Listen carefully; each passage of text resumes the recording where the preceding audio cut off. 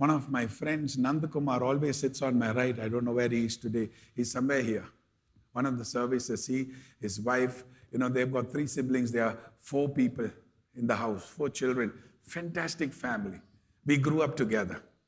And his mother, I won't take her name, but they were coming to Bangalore with their dad and mom, 4 small children, on this Bellary Road, Airport Road, before they reached Yelahanka. Early in the morning, there was an accident some 40 years ago. And in that accident, their father died. And in the midnight, the highway robbers came and stole all their belongings. They were shifting their house from another city on a government job. So everything was in the vehicle, completely stolen. Including the jewels they were wearing was stolen, because they were all unconscious. Then when they woke up and started recovering, they don't know where they are. Each person in the house was in a different hospital. They couldn't attend their own father's funeral. It was a very sad story.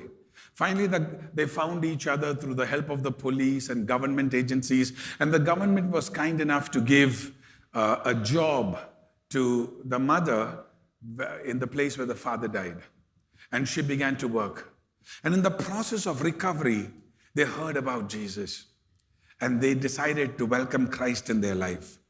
Suddenly, things began to change in their life. After a few weeks or months, she was so sick. And they thought it's over. No one to help them.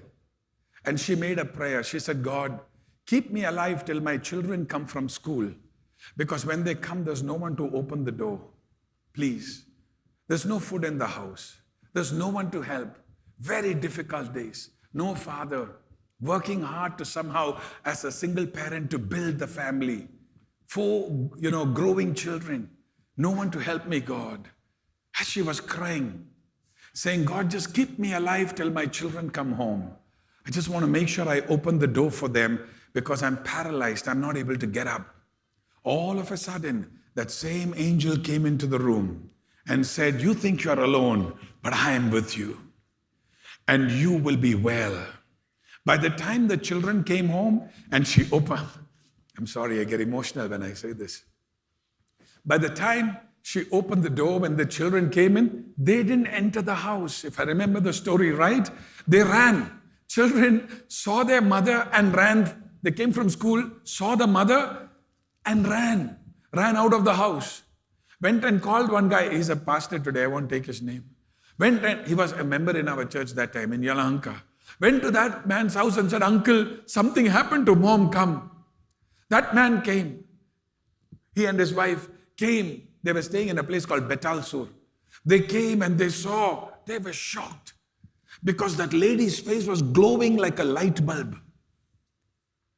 They said, don't worry, this is not bad. Made the children go inside the house. That man came straight to my house and said, Pastor, tonight you have to come and see. You should see what happened to this lady. So my dad went. Her face that night was still bright, physically bright. People in the village were coming and looking at her face. And then we heard the story.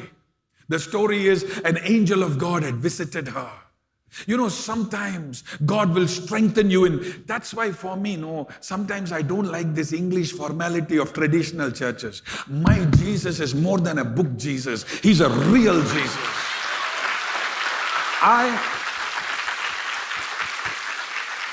In the words of John the Apostle, this Jesus whom we have seen with our eyes, our hands have handled, the word of life.